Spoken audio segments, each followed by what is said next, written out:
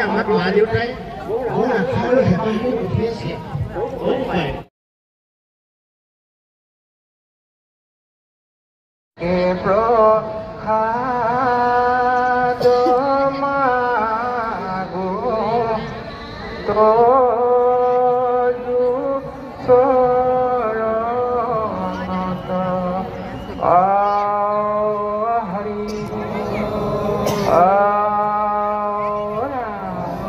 ভকতৰ সংগত থাকি ঈশ্বৰক বিচৰা বস্তু ভগৱন্তে কৃপা কৰিব।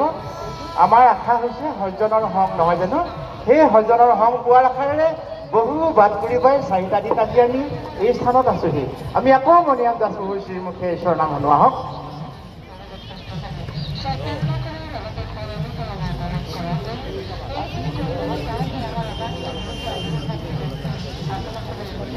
হ'ব, আমি গাম। আমি পৰম ব্ৰহ্ম ভগৱানক আকৌ এবাৰ আৰাধনা কৰোঁ। আমাৰ গুৰু শ্ৰীমন্ত শংকৰদেৱ আৰু পৰম ব্ৰহ্ম আমাৰ ইষ্ট দেৱতা ভগৱন্ত। হে কৃষ্ণ আমাৰ ইষ্ট দেৱ শংকৰ আমাৰ গুৰু ৰাম নামৰ নৌকাখনি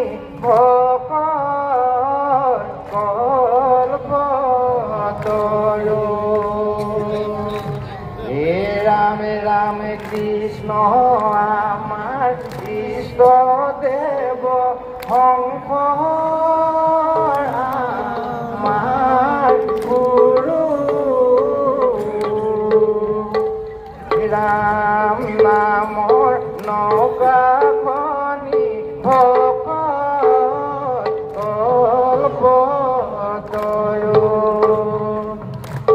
ৰাম ৰাম পাও দুই দিলা তীৰ্থ কৰো গমন ও চখু দুই দিলা হন্ত দৰিখন হে ৰাম ৰাম কৃষ্ণ আমাৰ ইষ্ট দেৱ শংকৰ আমাৰ গুৰু ৰাম নামৰ নৌকাখনি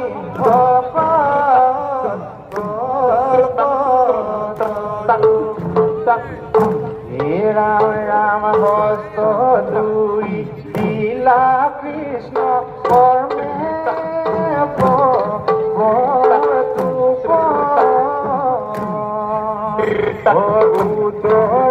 দিলন্ত দান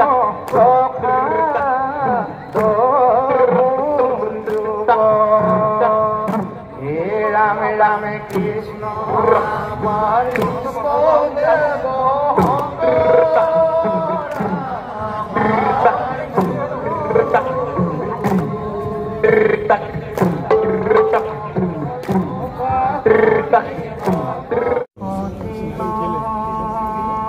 কৃষ্ণ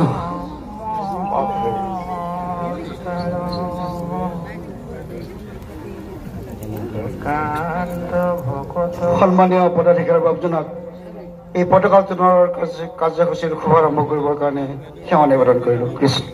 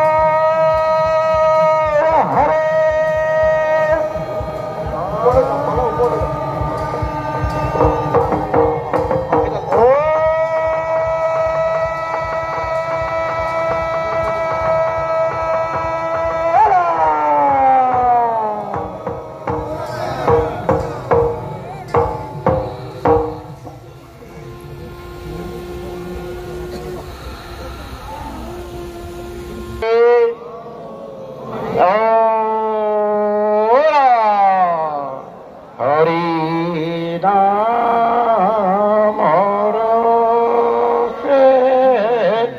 বৈকুণ্ঠ প্ৰকাশে প্ৰেম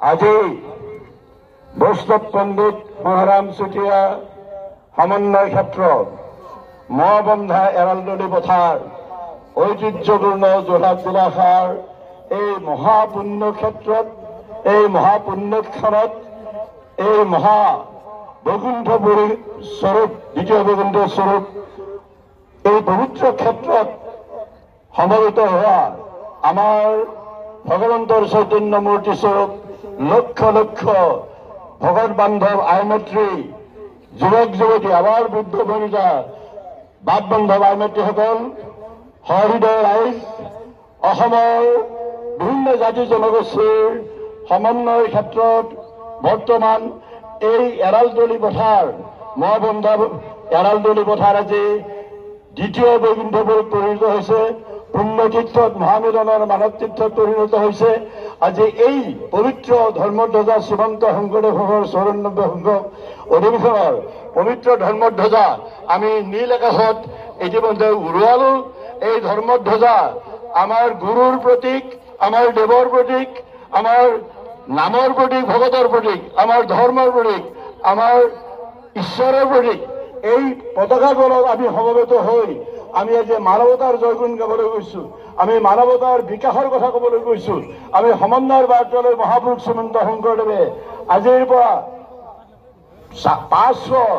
প্ৰায় 550 বছৰতকৈ আগতেই আমাৰ এই পুণ্যক্ষেত্ৰত অসম ভূমিত অলপ দূৰতেই বৰদোৱাত আৱিৰ্ভাৱ হৈ ইয়াত বৰদোৱাৰ মাজে ভৰি থৈ পেলাই আমাৰ গোটেই জগতবাসীক উদ্দেশ্য কৰি দুবহং মেলি তেওঁ আহ্বান জনাইছিলে, মানৱ জাতিয়ে লোক হৰি ভজুসকল ধৰা এইটো উপদেশ এৰা নজাল জীৱাগতকাল জৰা ভৈলা পৰৱেশ। গতিকে আমাৰ মানৱ জীৱন দুষ্প্ৰাপ্য সনাতনবোৰ এই দুষ্প্ৰাপ্য মানৱ জীৱন আমি পাই আমাৰ জীৱন কেনেকৈ সবল কৰিব লাগে, আমি মানৱতাৰ বাণীৰে কেনেকৈ আমাৰ জীৱন উদ্ভাসিত কৰি তুলিব লাগে, গোটেই মানৱ জাতিক কেনেকৈ কল্যাণৰ কাম কৰিব লাগে, সমন্বয়ৰ বাৰ্তালৈ শান্তি